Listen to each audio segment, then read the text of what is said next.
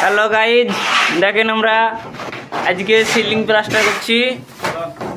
আমাদের মিস্ত্রি দেখেন কি অবস্থা, মিস্ত্রিকে হাল অবস্থা সব ঢিলে হয়ে গেছে। দেখেন আমাদের মিস্ত্রির মুখ চেহারা। কাকা, ও কাকা, মাল ছাপাতে কেমন লাগছে? দেখতে হবে, এরকম লিয়ে বাচ্চারা হয় কাজ। এই যে আমাদের বড় ভাই নতুন মিস্ত্রি, দেখেন অবস্থা কেমন হয়েছে। নতুন মিস্ত্রি হলে যা হয়।